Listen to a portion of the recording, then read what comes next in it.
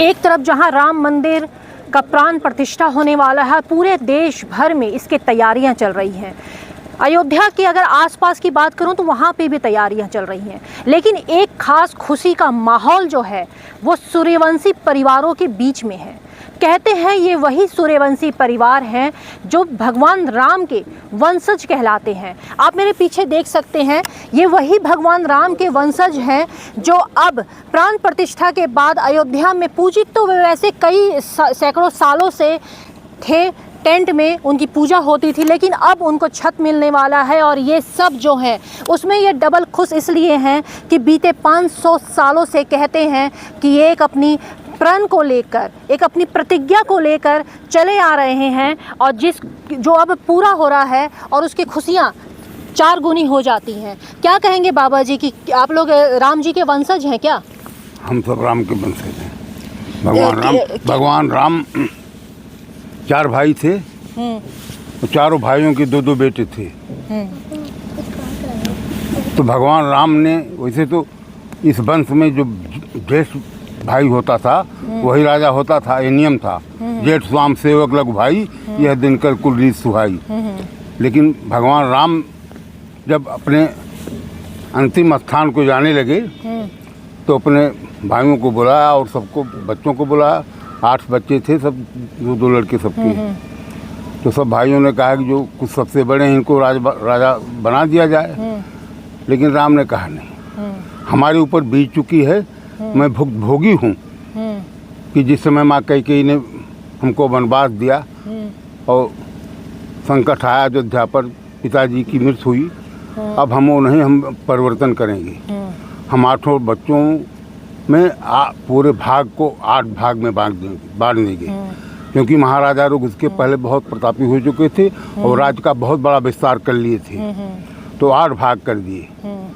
और ये मेवाड़ मारवाड़ जो है राजस्थान, ये लक्ष्मण को मिला। अच्छा। और लक्ष्मण के 2 लड़के थे। हम सब उसी वंशज के हैं। महाराणा प्रताप भी उसी के थे। अच्छा। हम उसी राणा प्रताप के वंशज के हैं। अच्छा। लव के वंशज। आप लोगों के प्रण क्या है, कुछ बता पाएंगे? प्रण ये था कि हमारे पूर्वज 1528 जब मीर बाकी आके हमारे मंदिर को तोड़ा था, उस समय हमारे पूर्वज बहुत मुगलों से लड़ाई लड़े। इसके बाद लगभग 10-12 पीढ़ी पहले तो उन लोगों ने प्रण लिया था कि जब तक हम राम मंदिर पुनः स्थापित नहीं कर लेंगे, इस पर रामलला विराजमान नहीं होंगे, तब तक हम पगड़ी नहीं पहनेंगे, छाता नहीं लगाएंगे, जूता नहीं पहनेंगे। तो आज वो प्रण पूरा होने जा रहा है। हम कहेंगे बाबा जी की राम जी जब उस समय कांड हुआ था बाबर के टाइम में, आप लोग बता रहे हैं, एक ऐसी हो गया था कि आप लोगों को प्रण लेना पड़ा कि अब से आप लोग छतरी नहीं लेंगे, जूता नहीं पहनेंगे, साफा नहीं पहनेंगे। क्या उस पीढ़ी से लेकर अब तक उस प्रण को आप लोग निभा रहे हैं कि वो कहीं टूट चुका है? टूट नहीं चुका। हम लोग चाहे जितना घाम हो, चाहे जितनी धूप हो, हम लोग छाता नहीं लगाते अब भी, लेकिन अब शुरू हो। अब शुरू हो। हाँ, तो चलिए, आप ये सब पीछे देख रहे हैं कि एक ऐसा गांव करीब सरयू नदी के आसपास 105 गांव से ऊपर के ये गांव बताए जा रहे हैं जो अभी भी उस प्रतिज्ञा को निभा रहे हैं। आप क्या कुछ कहेंगे? अरे हम 500 वर्षों की साल की लड़ाई के बाद ऐसा अवसर मिला, कितना बलिदान हुआ लोगों का। अब हम लोगों की प्रतिज्ञा पूरी हुई कि भगवान आने वाले हैं, उनके प्राण प्रतिष्ठा 22 को है। बहुत ही हरोल्लास से मनाएंगे। शाम को दिवाली जैसा माहौल बनाएंगे, घर घर पर कुछ दीप चलेंगे, पटाखे फोड़े जाएंगे, मिठाइयाँ बांटी जाएंगी। और यही नहीं, अब हर वर्ष एक तरीके से 2 दीपावली हम लोग मनाएंगे। एक जो अपना दीपावली आती है समय से, एक जो है भगवान रामचंद्र 22। तो हम जो है प्रफुल्लित है, आनंदित है बिल्कुल। कहते हैं कि सूर्यवंशी परिवार के लोगों की जो प्रतिज्ञाएं होती है वो पीढ़ी दर पीढ़ी चलती रहती हैं, और आप लोग खास तरीके से प्रतिज्ञा निभाने के लिए ही माने जाते हैं। 500 सालों के बाद ये प्रतिज्ञा पूर्ण हो रही है, क्या कहेंगे? 22 तारीख को हम लोग बहुत होली में दीपावली मनाएंगे, बहुत से सब घर घर पर, जिसके पास नहीं है उसकी सहायता भी करेंगे। हाँ, 2-2 बार साल में दीपावली हाँ मनाएंगे ये नहीं, हर बार हर वर्ष। 25 तारीख को, 22 तारीख को दीपावली मनाएंगे हम। और वो नवंबर वाली दीपावली वो भी मनाई जाएगी। वो भी मनाई जाएगी। हाँ। ज्यादा धूमधाम किस दीपावली में रखेंगे आप लोग? राम जी जिसमें आ रहे हैं 22 तारीख, हाँ 22 वाले में रखेंगे।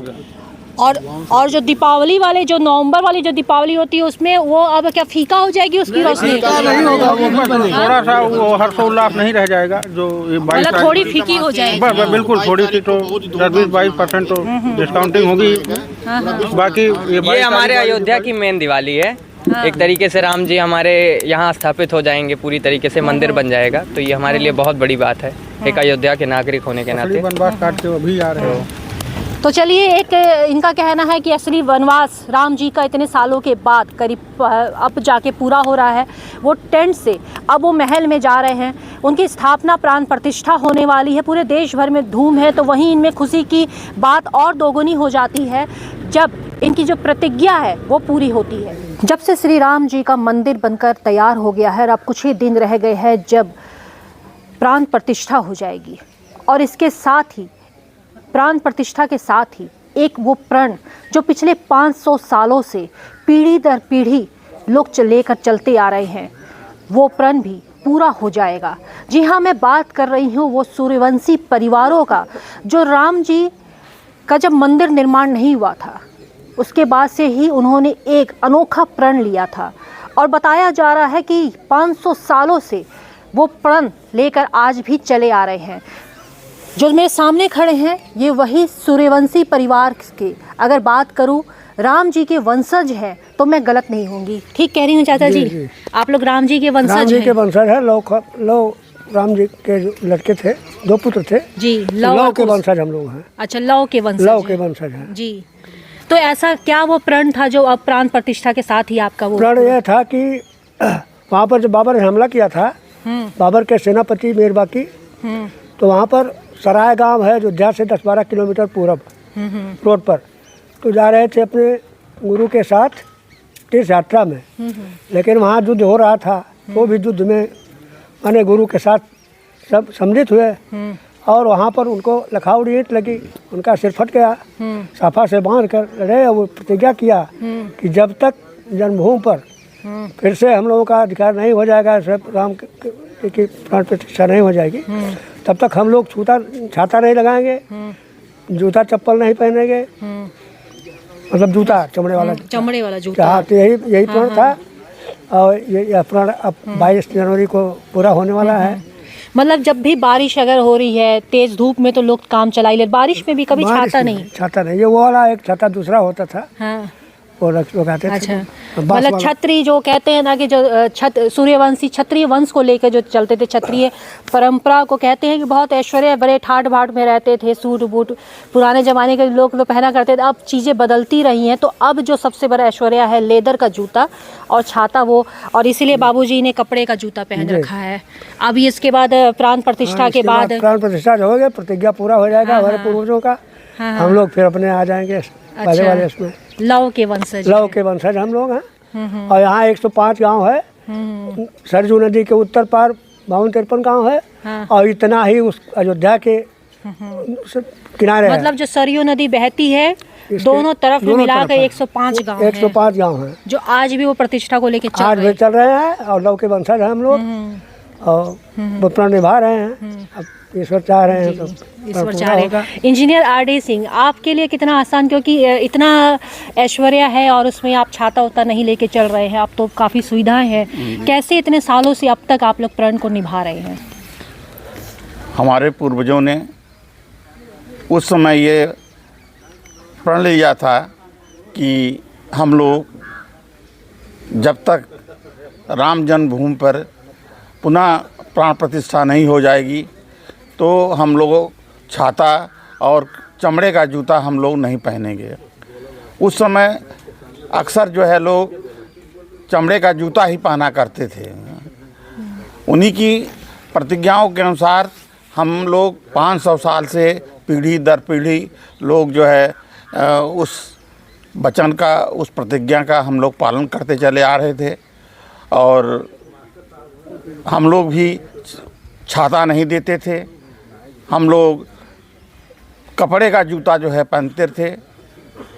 इन्हीं भावनाओं को लेकर के अब हम लोग जो है जितने भी सूर्यवंशी हैं 105 गांव के, वो प्राण प्रतिष्ठा के बाद अब छाता धारण करेंगे और अब वो चमड़े का जूता पहन सकते हैं। मैं विनोद कुमार सिंह ग्राम डिंगरापुर से सूर्यवंश परिवार का एक क्षत्रिय हूँ और हमारे सूर्यवंश की ये रीत सदा चली आई है। इसे रघुवंश भी कहा जाता है और रघुकुल रीत सदा चली आई, प्राण जाए पर वचन न जाई। हम लोगों का, हमारे पूर्वजों की एक प्रतिज्ञा थी 500 वर्ष से, जब बाबर के द्वारा अयोध्या में भगवान राम के भव्य मंदिर को तोड़ दिया गया था, तभी से लोगों ने प्रतिज्ञा किया था जब तक उनका प्राण प्रतिष्ठा नहीं हो जाएगा ना तो हम लोग जूता पहनेंगे ना हम छाता धारण करेंगे। तो अब ये प्राण प्रतिष्ठा होने जा रही है। अब हमारा पूरा सूर्यवंश परिवार लगातार जूता भी धारण करेगा और छत्र भी धारण करेगा। एक्स्ट्रा न्यूज लाइव से Diljit Kaur. The Indian Public School. The journey of excellence began in the year 2001 when the Indian Public School was established, given by a commitment to provide quality education. Our school has one of the best labs for various subjects in which a student can learn in a equipped with his 5 senses. Man explores the universe and calls the adventure science. Chemistry is the key to understanding how things work around us. Books are the only true magic, as they teleport you to another world. And this is where magic. To acquire knowledge, one must study. But to acquire wisdom, one must observe. IPS works hard to deliver quality education while fostering moral and cultural values. Indian Public School has one of the most dedicated teams for sports training. Our coaches work tirelessly to make the experience knowledgeable yet fun. Every day, a diversified menu is offered to students for breakfast, lunch and snacks. Every day, the dining hall serves staff and students delectable, wholesome meals that range from traditional and festive fare.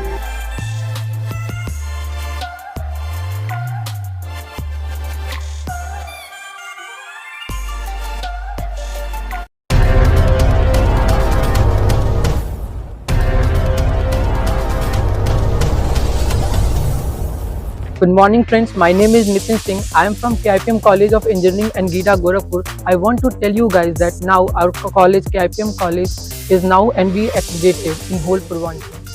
आप सभी को मेरा सादर नमस्कार। मैं सौम्या राय KIPM college की छात्रा जो कि CSC ब्रांच में हूँ। आप सभी को मुझे बताते हुए बहुत ही गर्व महसूस हो रहा है कि हमारा कॉलेज KIPM टेक्निकल कैंपस जो कि अब NBA एक्रेडिटेड हो चुका है। तो आप यहाँ आएँ, यहाँ की शिक्षा का लाभ लें और अपने करियर में एक नई ऊंचाइयों को प्राप्त। KIPM college of engineering and technology Gita Gorakhpur NBA द्वारा स्वीकृत पूर्वांचल का एकमात्र संस्थान है जहां पर बच्चों को गुणवत्तापूर्ण शिक्षा, national and international top multinational कंपनियों में प्लेसमेंट और हाईली क्वालिफाइड फैकल्टी द्वारा पठन पाठन का कार्य कराया जाता है।